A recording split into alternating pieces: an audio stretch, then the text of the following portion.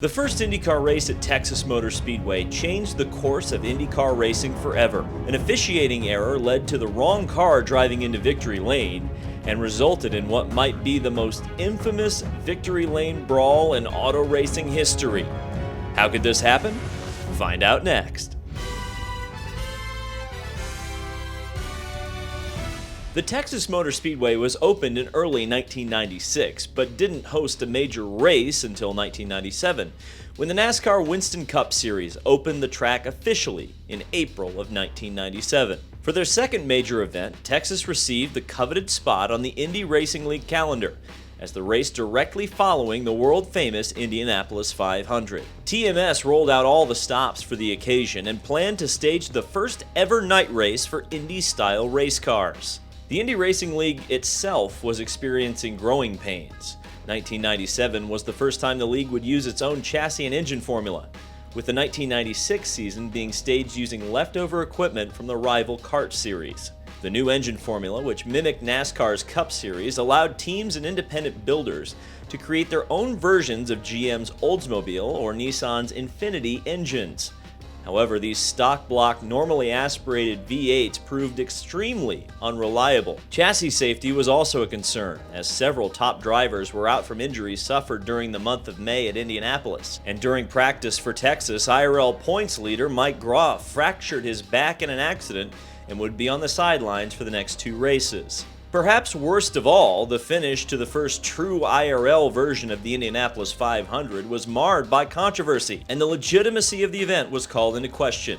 After a questionable, at best, yellow flag was called with 2 laps to go, a bizarre situation arose where the green flag, seemingly without warning, was brought back out on the last lap, catching several drivers unaware and confused as the yellow caution lights were still activated around the circuit. Thankfully, this did not result in a serious accident, and Arie took his second Indianapolis 500 victory. The United States Auto Club, better known as USAC, had been the governing body for the Indianapolis 500 since 1956, but was now under intense scrutiny.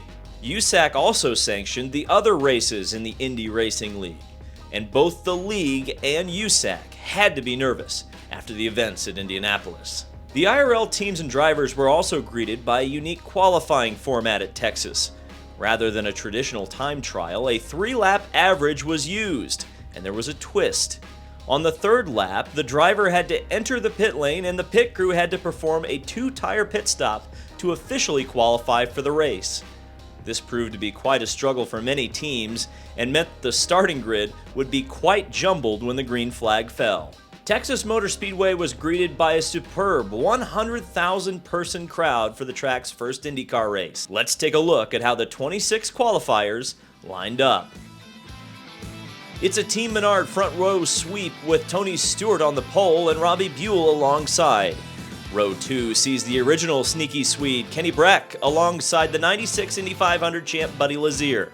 Scott Goodyear is coming off another disappointing second place at Indy, and Greg Ray is a highly touted rookie. Eddie Cheever won at Disney World, and Jim Guthrie, no relation to Janet, won at Phoenix. Davey Hamilton flies the famous Foyt 14, and Buzz Calkins is the IRL co-champion for 96. Arie Luyendyk just won his second Indianapolis 500, and Marco Greco drives for Bill Gates' stockbroker.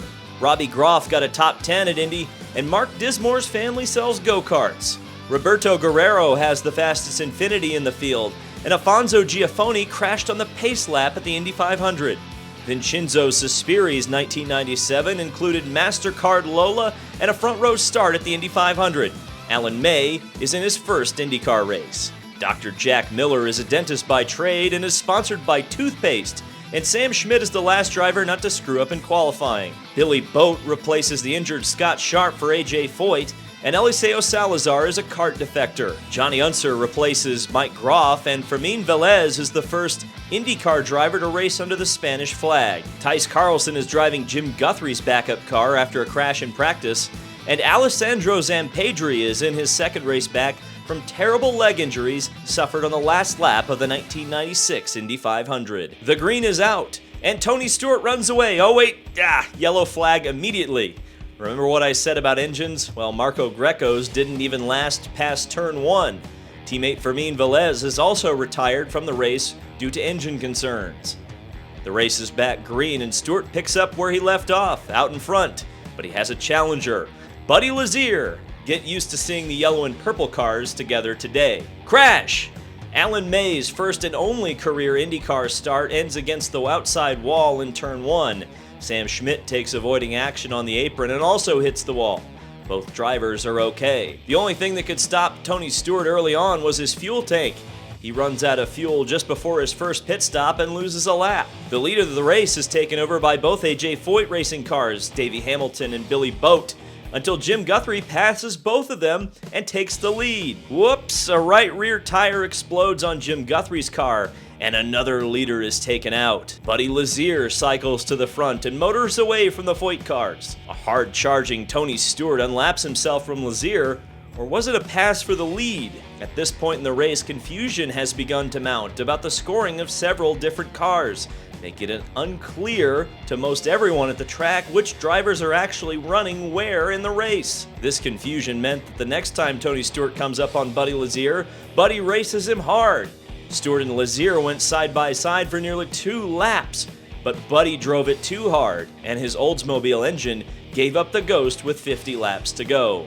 Speaking of engines, the Menard-built Oldsmobile in the back of Robbie Buell's car lets go, and creates a major question about the engine in Stewart's car. Stewart is now unquestionably the leader of the race, but there is a question about the positioning of Arie Luyendyk's car behind him. USAC computers show Arie as a lap behind Stewart, but Arie's team has them scored as racing Tony for the lead.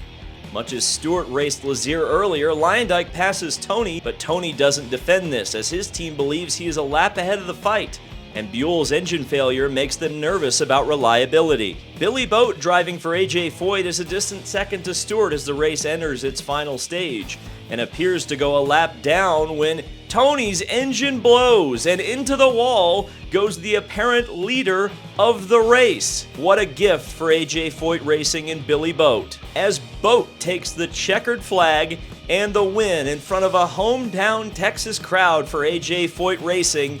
They take a tremendous 1-2 finish. Let's take a look at the results for the True Value 500.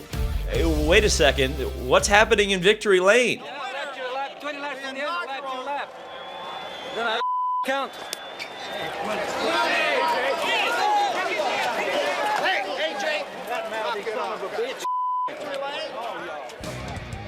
Thinking he and his team have won the race, Arie Luyendyk crashes Victory Lane looking for USAC Chief Steward Keith Ward to plead his case that he has indeed won the race. Arie's expletive-filled rant reaches the ears of one Supertex AJ Foyt. With all the speed and ferocity of a pissed-off Texas grizzly bear, AJ goes from 0 to 100 in the flash of an eye, first smacking Arie across the back of the head, then grabbing him by the hair and tossing him into a flower bed.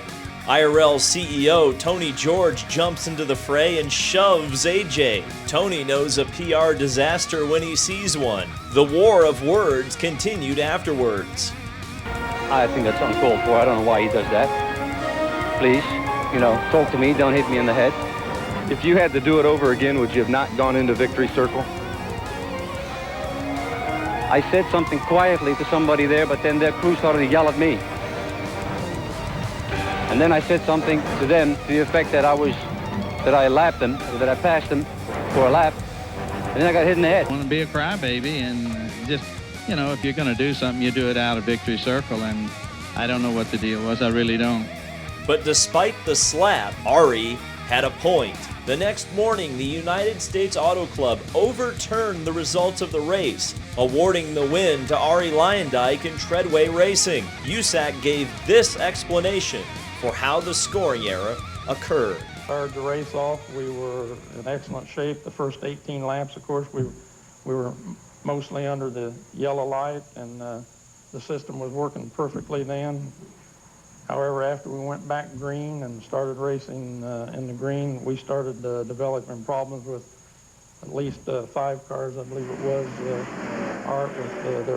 with their transmitters not recording properly and so forth. And from there, it just kind of piles up, if you will. Specifically in the case of the 5 car, the transmitter failed to register on the pit start-finish line twice. We did have reports, as a matter of fact, that they disagreed with our scoring and so forth.